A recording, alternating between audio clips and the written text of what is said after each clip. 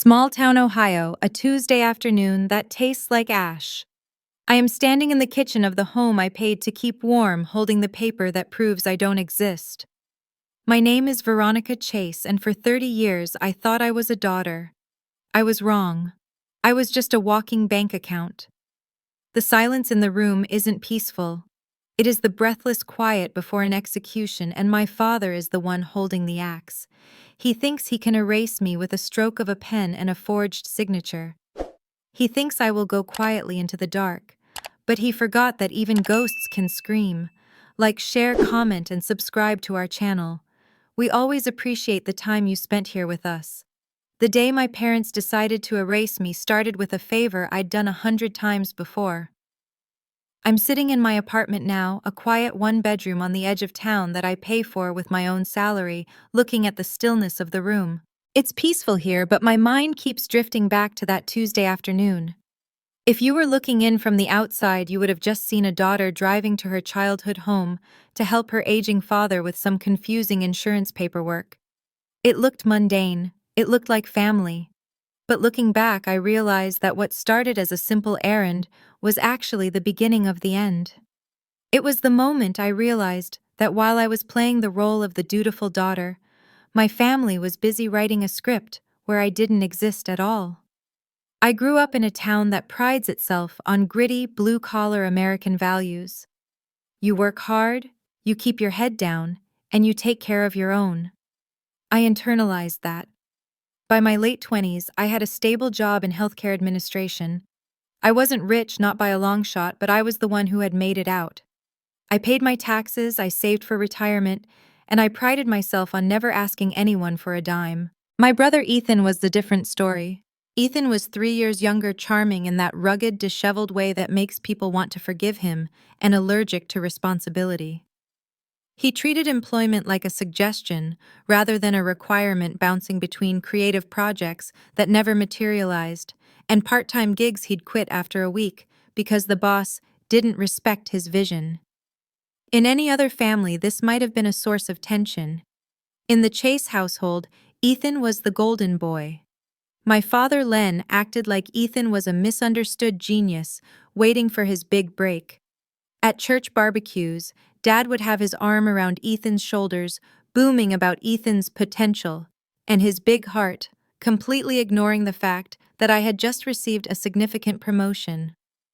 If I brought up my career, Dad would wave a hand dismissively and say, "Veronica, you're always so focused on work. You think you're better than this family now just because you sit in an office?" It was a constant, low-level hum of humiliation. I was the responsible one, the boring one, the one they called too sensitive when I pointed out the double standards.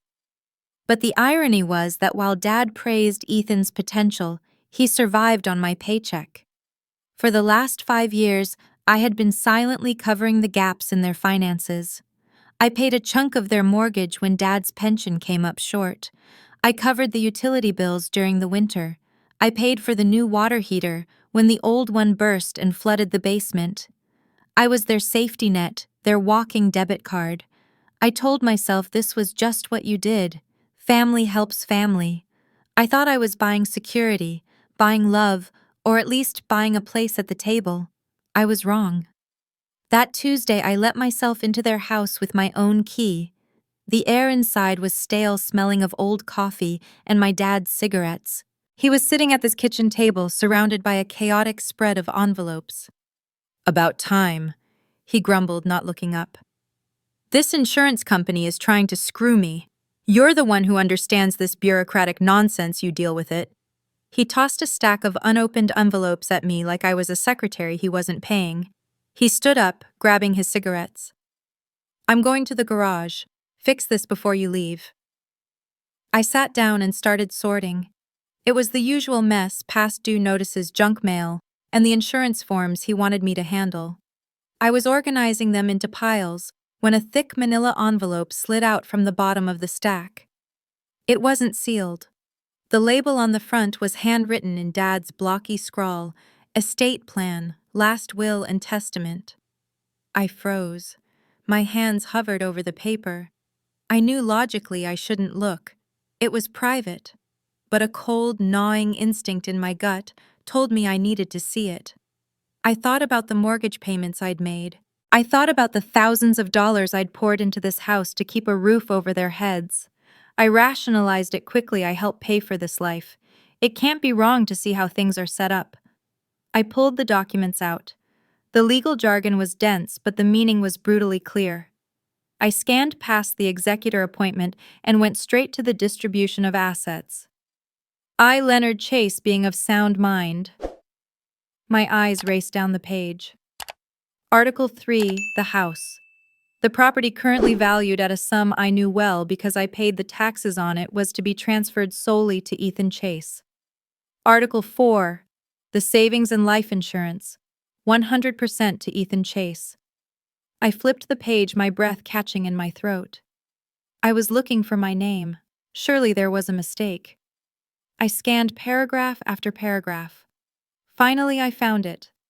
It was a single sentence near the end, a boilerplate line inserted to prevent legal challenges. We have great love for both our children, Veronica and Ethan. That was it. No assets, no keepsakes, no mention of the money I had contributed. Everything the house I helped save, the money I helped preserve, was going to the brother who had never paid a bill in his life. I sat there in the silent kitchen, the paper trembling in my hands.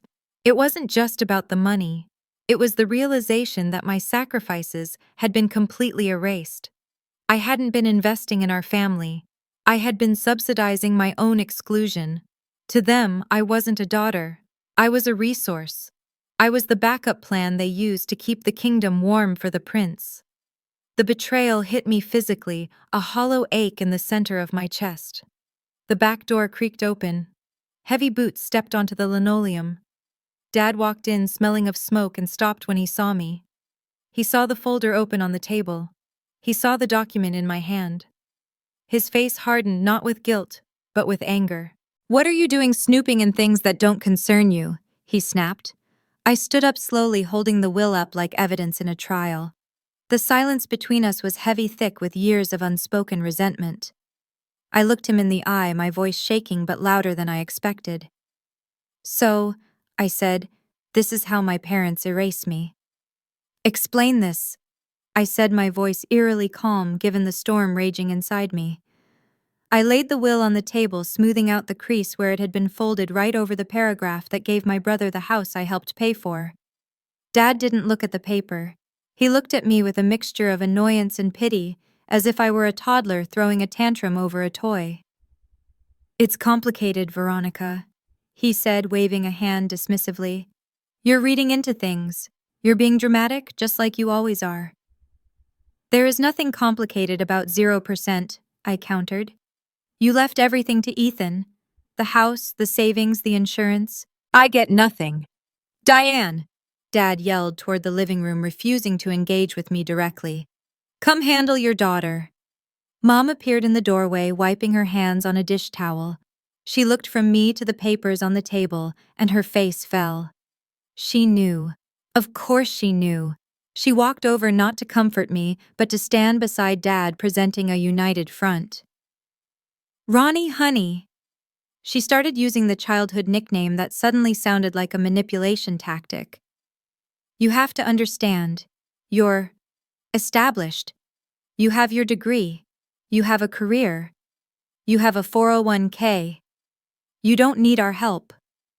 "And Ethan?" I asked, feeling the cold clarity of the situation settle over me like a shroud. "Ethan struggles," Mom said, her eyes pleading for me to accept this twisted logic. "He doesn't have the same opportunities you made for yourself. We just want to make sure your brother is taken care of when we're gone. You'll be fine. You don't have children to worry about. You make good money." I stared at them, the breath knocked out of me. It wasn't a mistake. It wasn't an oversight. It was a calculation. My parents weren't abandoning me by accident. They were planning a future where I simply didn't exist because I was competent. I was being punished for my stability. "I sacrificed my 20s for this family," I said, my voice rising. "When the roof leaked, who paid for it? When you got behind on the mortgage 3 winters ago, who wrote the check? I skipped vacations. I drove a 10-year-old car so I could send you money every month. And you're telling me that was all just, what, charity? Dad slammed his hand on the table, rattling the ashtray. Don't you dare talk about money like it's the only thing that matters. That is exactly your problem, Veronica. You think you can buy loyalty. You're selfish. You're standing here threatening this family over pieces of paper because you're greedy. Family takes care of each other, Mom added softly, parroting the line she'd used to guilt me into writing checks for years. Yes, I said, looking between them. Family takes care of each other. But in this house, that only goes one way. I sacrificed for you. You sacrificed nothing for me. The room went silent. I realized then that I couldn't argue them into loving me. I couldn't pay enough to buy the respect they gave Ethan for free. Fine, I said. I reached into my purse, but not for my checkbook. I pulled out my car keys. If I don't need the inheritance because I'm so independent, then I guess you don't need my help paying for the assets you're leaving to Ethan. Dad's eyes narrowed. What are you saying? I'm saying I'm done. I told them. I'm not paying the mortgage. I'm not paying the utilities. If you're planning a future without me, start practicing now. I turned and walked out. Dad shouted something about me being an ungrateful brat, but I didn't stop. I got into my car, my hands shaking so hard I could barely fit the key in the ignition, and drove away. For 3 days, there was silence. I expected an apology, or at least a frantic phone call, but my phone stayed dark. It hurt more than the yelling. It confirmed that without my utility as a walking debit card, they had no use for me. Then on the 4th day, the text started.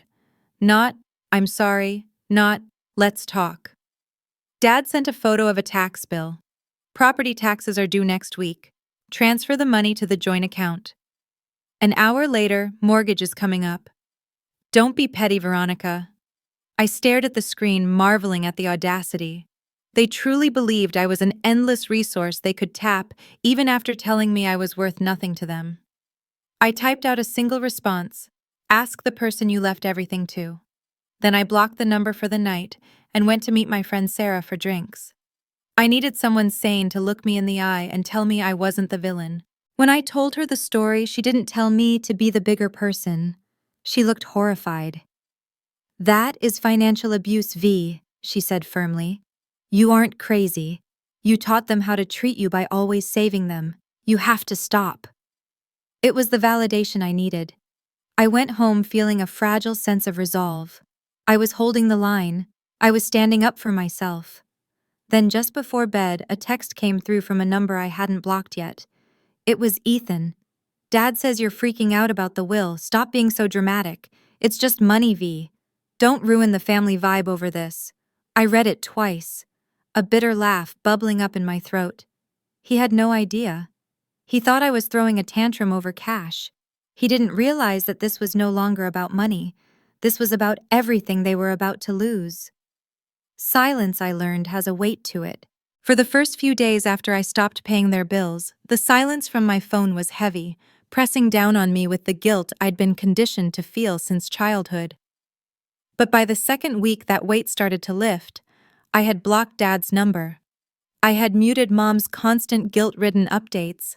I was trying to build something that looked like a life. I joined a gym, actually went to happy hour with coworkers instead of rushing home to handle a family crisis, and even scheduled a consultation with a therapist. I was starting to feel a fragile peace, a sense that maybe, just maybe, the worst was over, and I could just drift away from the wreckage. I should have known better. Toxic families don't let their resources walk away that easily. It was a Thursday evening. I had just come back from a run and was sweating, feeling strong and clear-headed. Then the intercom buzzed. It was a harsh, jagged sound that made me jump. I pressed the button to speak to the concierge at the front desk. Ms. Chase! The security guard's voice crackled through the speaker. I have 3 people here to see you. Older couple and a young man. They say it's a family emergency. My stomach dropped. The peace I'd been building evaporated instantly, replaced by the old familiar dread. Don't let them up, I said, my voice shaking. I'll come down. I took the elevator down, my heart hammering against my ribs. When the doors slid open to the lobby, I saw them. They were standing near the glass entrance doors like a three-person firing squad. Mom was already crying, wringing her hands, and looking around the lobby as if she were a refugee. Dad stood with his jaw clenched so hard a muscle feathered in his cheek, looking personally insulted by the building's architecture. And Ethan. Ethan was leaning against a pillar, scrolling on his phone, looking bored.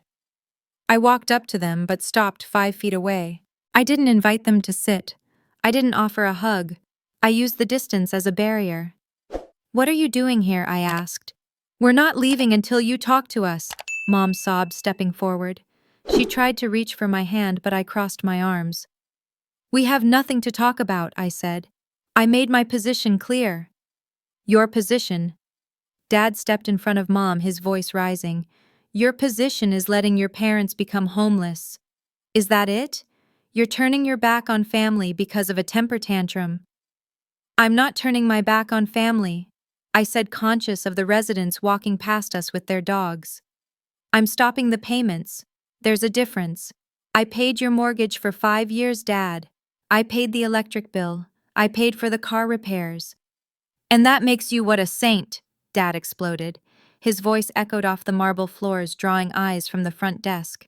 "You think writing a check gives you the right to dictate how this family works? You are ungrateful, Veronica. You are poisoned by this culture that worships money over blood." I felt the heat rise in my cheeks, not from shame, but from anger. "I don't worship money. I respected you enough to give you mine, and you respected me so little you cut me out of your life on paper. If you walk away from us now," Dad hissed, stepping into my personal space, his finger pointing in my face, "you are not my daughter anymore.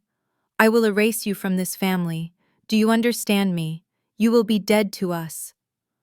The threat hung in the air, sharp and violent, but strangely it didn't hurt the way he intended.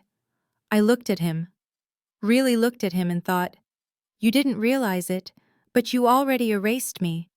You did it the day you signed that will." "Keep your voice down," I said, noticing a neighbor, Mrs. Gable, slowing down to listen. "I won't," Dad shouted, playing to the audience now. "Let them hear. Let them see what kind of daughter abandons her parents after everything we sacrificed for you." I looked at the neighbors, then back at him. I realized with a chilling clarity that what they sacrificed wasn't for me. It was me. I was the offering they burned to keep Ethan warm. I shifted my gaze to my brother, who was still looking at his phone, smirking slightly at the drama. "Ethan," I said. He looked up, startled. "What?" "You're 28 years old," I said, my voice steady. "Get a job. Be the man Dad keeps pretending you are. Stop hiding behind them." Ethan's smirk vanished. He sputtered, his face turning red. "You're just jealous, V. You've always been bitter because Dad likes me better. It's pathetic." "I'm done funding your laziness and his fantasy," I said. "I'm going upstairs. Do not come back here." I turned my back on them. It was the hardest physical movement of my life, walking away while they were still screaming. "You think you're so smart?" Dad yelled after me, his voice cracking with rage. "You think you're untouchable. You're going to regret this when the bank comes after you." I froze. My hand hovered over the elevator call button. I turned back slowly. "What did you say?" I asked. "Why would the bank come after me?" Dad didn't answer. He just gave me a look of pure, venomous satisfaction, grabbed Mom by the arm, and shoved the lobby door open. Ethan followed, casting one last dirty look my way. I stood alone in the lobby, the echo of his words bouncing around my skull. "When the bank comes after you." A cold dread started to form in my stomach, heavier than the silence had ever been. That wasn't a figure of speech. That sounded like a promise. My father's parting shot echoed in my quiet apartment for hours. "You're going to regret this when the bank comes after you." It wasn't the kind of thing you say in the heat of an argument. It was specific. It was a breadcrumb, and despite every instinct telling me to leave it alone, I had to see where it led. I sat at my kitchen island, opening my laptop with cold, trembling fingers. I hadn't checked my credit report in over a year. I had excellent credit, something I'd built meticulously since college, so I never had a reason to worry. I logged into the credit monitoring site, the blue loading circle spinning mockingly on the screen. When the dashboard finally popped up, my breath hitched. My score, usually in the high 700s, had plummeted. I clicked on the Open Accounts tab. There were my student loans nearly paid off, my car lease, my credit card. And then, there it was. A home equity line of credit, or HELOC, taken out against my parents' address. But my name was listed as the primary co-borrower. The balance was staggering, nearly $50,000 drawn against the house. I stared at the screen, the pixels swimming before my eyes. I had never signed for a HELOC. I remembered Dad mentioning renovations a few years ago, a new roof and updated bathroom, but he had never asked me to co-sign. I clicked deeper, requesting a digital copy of the original promissory note. It took 10 minutes to arrive in my inbox. When I opened the PDF, the room seemed to tilt. There at the bottom of the page was my name, and next to it was a signature. It was loopy, slightly shaky, and slanted to the right. It looked like my signature, but it wasn't. It was a clumsy imitation, the kind someone might practice on a scrap of paper before committing to ink. I scrolled to the date next to the signature, June 14th, 2 years ago. I pulled up my own calendar, my heart pounding a frantic rhythm against my ribs. June 14th. I remembered that week. I was in Chicago for a healthcare administration conference. I had receipts for the hotel, the flight, the Uber rides. It was physically impossible for me to have been sitting in a bank in our hometown signing this document. The realization hit me with the force of a physical blow. This wasn't just favoritism anymore. This wasn't just my parents loving Ethan more than me. This was a felony. This was theft wearing my handwriting. My parents hadn't just erased me from their will. They had written my name all over their financial mess and walked away, leaving me holding the bag. I felt violated in a way that went deeper than money. They had stolen my identity. They had leveraged my good name, the reputation I had built through years of hard work to fund their lifestyle and Ethan's laziness. If this debt went into default, and knowing them, it wouldn't just hurt my score. It could destroy my career. In my line of work, financial integrity was monitored. I could lose my license. I could lose my job. I could lose the ability to buy my own home. The next morning, I didn't go to work. I went to a legal aid clinic downtown. I sat across from a lawyer named Mr. Henderson, a weary-looking man with kind eyes. I laid the papers out in front of him, the credit report, the forged document, and my travel records from Chicago. He looked them over in silence, then took off his glasses. "Ms. Chase, this is a clear case of fraud and forgery," he said. "But you need to understand what that means. If you want to get your name off this loan, you have to prove you didn't sign it, and the only way to do that is to file a police report stating that your identity was stolen." "I have to report them?" I asked, my voice small. "If you don't," he said gently, "the bank views it as a valid debt. You can't just tell the bank it wasn't you. You have to legally declare it a crime, and that means your parents could face criminal charges." I sat back, wrestling with the ultimate American taboo. Family doesn't go to the cops on family. I could hear my dad's voice in my head, booming and authoritative, telling me that loyalty mattered more than the law. I felt a wave of nausea. Was I really going to do this? Was I going to be the daughter who got her parents arrested? But then I thought about the will. I thought about the ambush in the lobby. I thought about Ethan smirking while I paid his bills. I realized I wasn't the one betraying them. They had betrayed me the moment Dad picked up that pen and faked my name. "Do it," I whispered. Then louder, "Do it. I want to send a formal dispute to the bank, and I want you to send a letter to my parents informing them that I know." We spent the afternoon documenting everything. Texts, bank statements, the timeline of the forgery. By the time I left, I felt lighter, but also terrified. I had crossed a line. There was no going back. 2 days later, the letters arrived. I knew the exact moment my father opened his because my phone lit up with a voicemail notification. I didn't answer the call.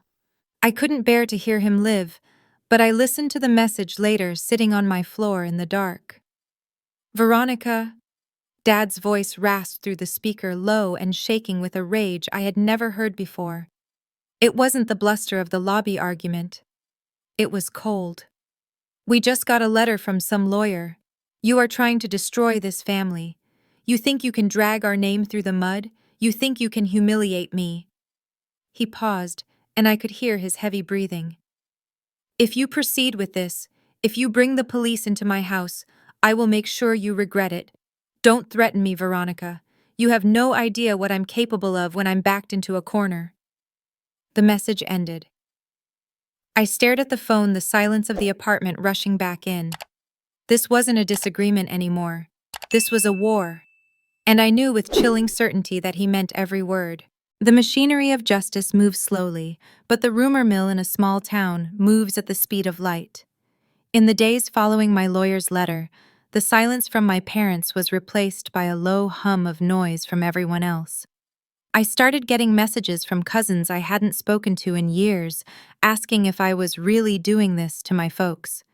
It became clear that Dad was on the offensive. He was telling anyone who would listen at the VFW at the grocery store on Facebook that his successful daughter had turned her back on the family, trying to bankrupt her elderly parents out of spite. He spun a tale of an ungrateful child who refused to help her struggling brother. I realized then that if I stayed silent, his lie would become the truth.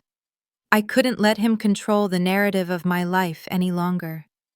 I sat down at my computer, my heart hammering a rhythm against my ribs that felt like a war drum. I didn't want to air our dirty laundry, but I had to clear my name. I wrote a post stark and honest. I didn't use emotional language. I used facts. I explained the years of mortgage payments I had covered. I explained the discovery of the will that disinherited me.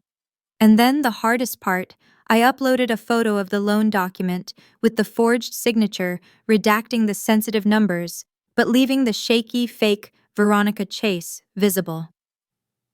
This isn't about money. I typed, my fingers trembling. This is about the fact that my own parents tried to erase me from their future and then signed my name to their debt. I am not abandoning them. I am protecting myself from a crime. I hit post. The reaction was immediate. My phone lit up like a slot machine. Half the comments were vitriolic people saying blood is thicker than water and calling me a traitor. But then my Aunt Linda called. She was my dad's younger sister, the only one he ever listened to. I saw the signature, Ronnie, she said, her voice tight. That's not your hand. That's Len's. I've seen him sign checks for 40 years. I'm so sorry, honey. You do what you have to do. That phone call gave me the armor I needed for what came next. 2 days later, the final confrontation arrived. My lawyer, Mr. Henderson, had arranged for a sheriff's deputy to accompany us to the house to serve the official notice of the fraud claim and the bank's subsequent freeze on the assets. I insisted on being there. I needed to look them in the eye when the house of cards fell. When we pulled into the driveway, the house looked smaller than I remembered. Dad opened the door before we even knocked. He looked terrible, face red and blotchy eyes wild. Ethan was hovering behind him in the hallway, looking pale and terrified like a child who had broken a vase and was waiting for the punishment. Mom was nowhere to be seen, likely hiding in the kitchen. You have some nerve showing your face here, Dad spat, ignoring the deputy standing a few feet behind me. Bringing the police to your father's house, is this how you want to be remembered? I want to be remembered as the person who told the truth. I said, my voice steady, though my knees felt like water. We stepped into the living room. It smelled of stale smoke and panic. This is a misunderstanding, Ethan piped up, his voice cracking. We can fix this, V. Just tell them it was a mistake. It wasn't a mistake, Ethan, I said, looking him dead in the eye. It was a felony. Dad forged my signature on a $50,000 loan, and looking at your face, I'm guessing you knew about it. Ethan flinched, looking at the floor. That was my answer. We did what we had to do, Dad roared, stepping toward me. The deputy shifted his weight hand resting near his belt, but I held up a hand. I needed to finish this. We sacrificed our whole lives for you. We put food on this table. We gave you a home. You sacrificed me, I yelled back, the words tearing out of my throat raw and jagged. You sacrificed my credit, my trust, and my future just so Ethan could stay your golden boy. You didn't sacrifice for me, Dad. You used me as fuel to keep his fire burning. You selfish little... Dad lunged, his hand raised as if to strike me, a reflex from a childhood I had tried to forget. Sir, step back, the deputy barked, stepping between us. Dad froze, breathing heavily, staring at the badge. The reality of the situation seemed to crash down on him. He wasn't the king of his castle right now. He was a suspect. I stepped around the deputy, closing the distance between me and the table where they had sat me down to explain the will just weeks ago. You already erased me, Dad, I said, my voice dropping to a whisper that carried more weight than a scream. You wrote me out of the will. You told me I meant nothing. I'm just making sure you can't sign my name anymore. I turned to Ethan. And you, I said. You let him do it. You watched me pay your bills for years knowing you were going to take it all, and when the money ran out, you let him steal my identity to keep the party going. I thought you would cover it, Ethan stammered, tears leaking out. You always cover it. The room went deadly silent. Even Mom, who had crept into the doorway, looked at Ethan with horror. He had said the quiet part out loud. Not this time, I said. Mr. Henderson stepped forward and handed a thick envelope to Dad. Mr. Chase, this is formal notice that Ms. Chase is disputing the debt due to fraud. The bank will be initiating their own investigation. Until then, the line of credit is frozen. And if the payments aren't made by you, foreclosure proceedings will begin on the asset. Veronica is out. I turned to leave. I felt light, untethered, like gravity had released its hold on me. Veronica, Dad shouted as I reached the door. I stopped, but I didn't turn around. If you walk out that door, don't you ever come back. You are no daughter of mine.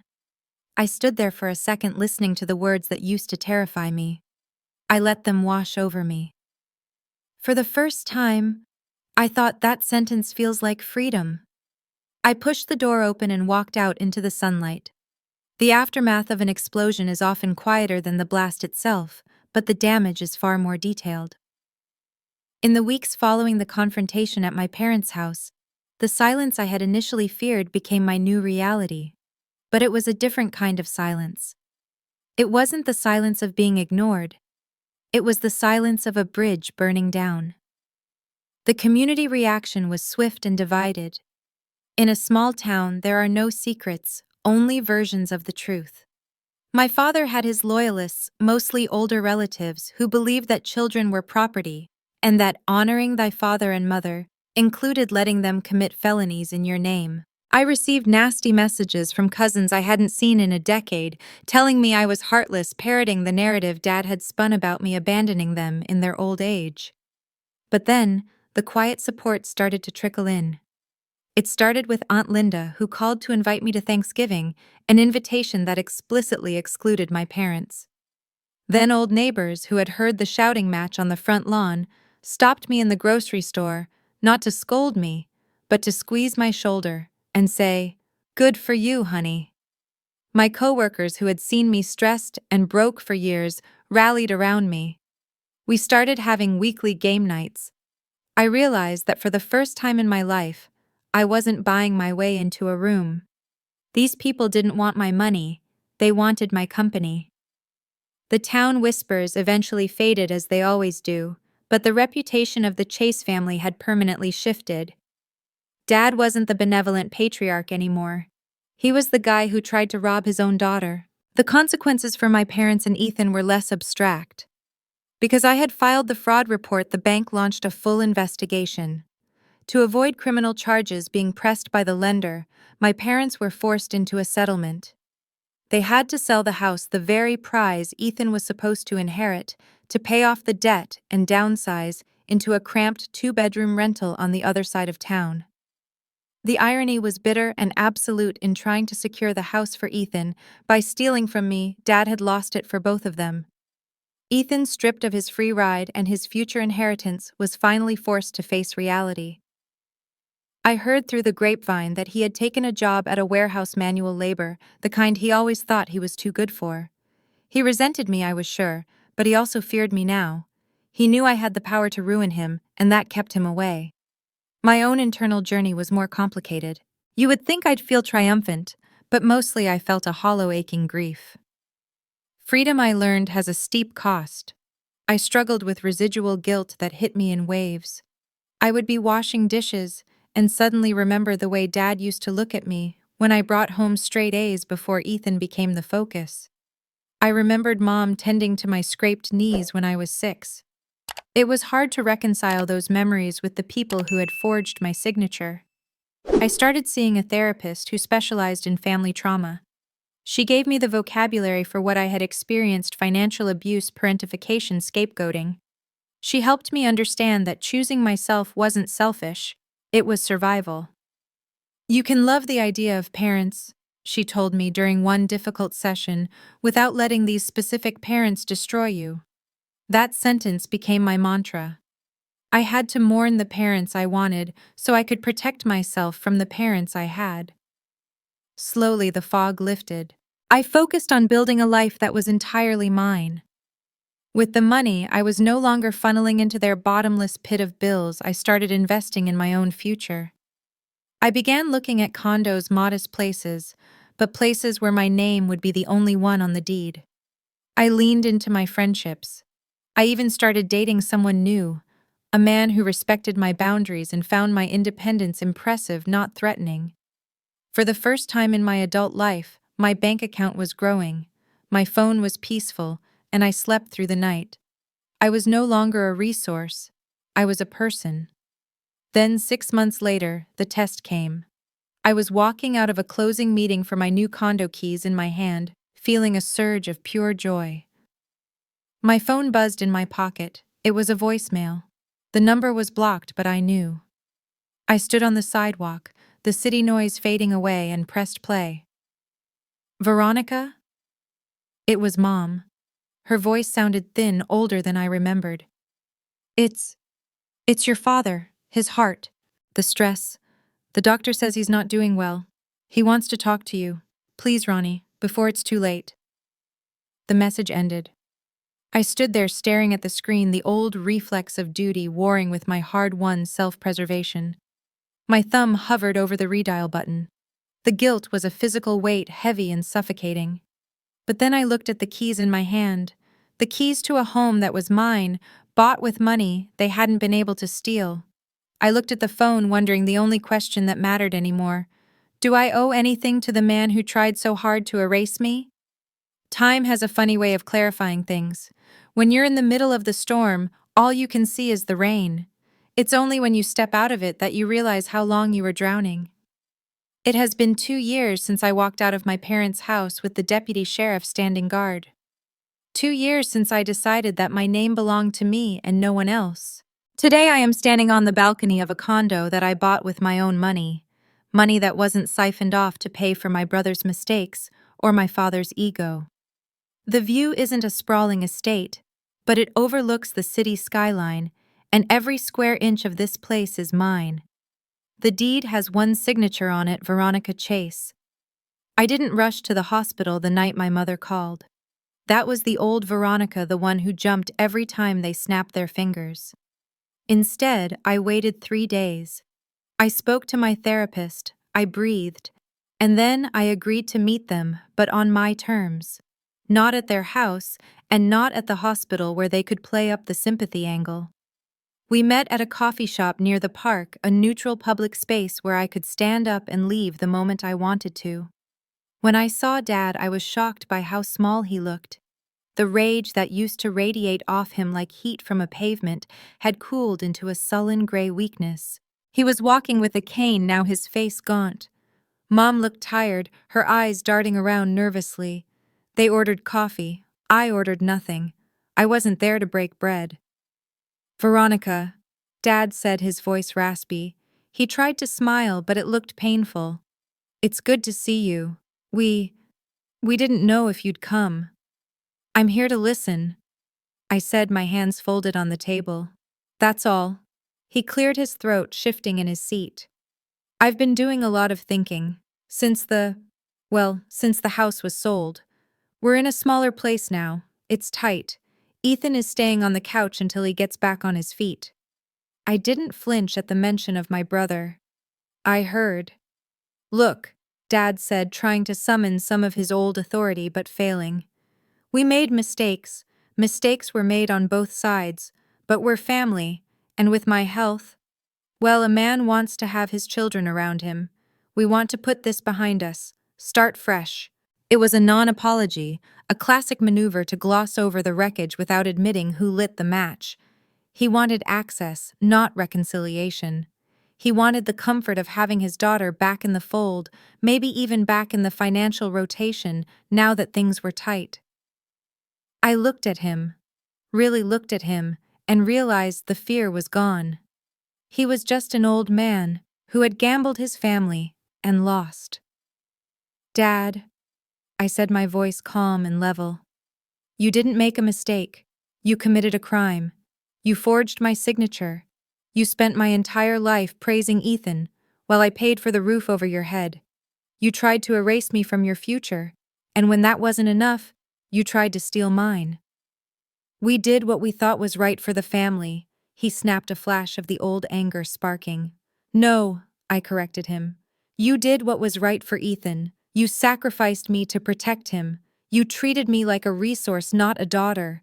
And I'm done being a resource. So that's it, Mom whispered, wiping her eyes. You're just going to walk away after everything. I'm not walking away, I told them. I already left. I'm just telling you why I'm not coming back. I have built a life, a good life without you. I have people who love me for who I am, not for what I can pay for. I forgive you because holding on to the anger is poison.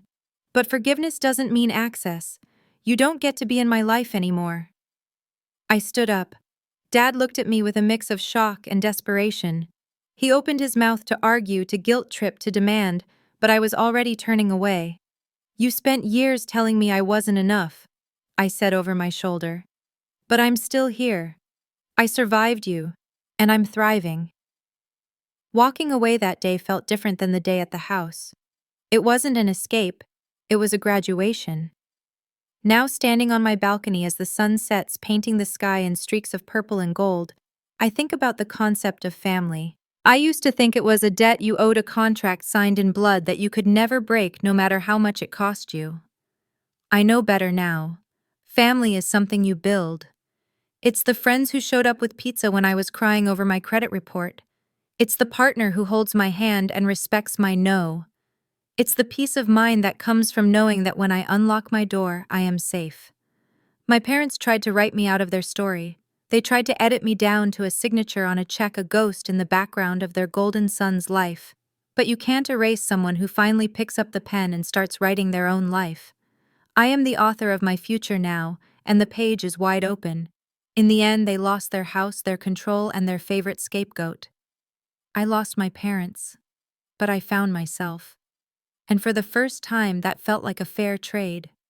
Veronica found her peace on that balcony, finally free from the weight of her past. It's a powerful reminder that sometimes the best revenge is simply living well.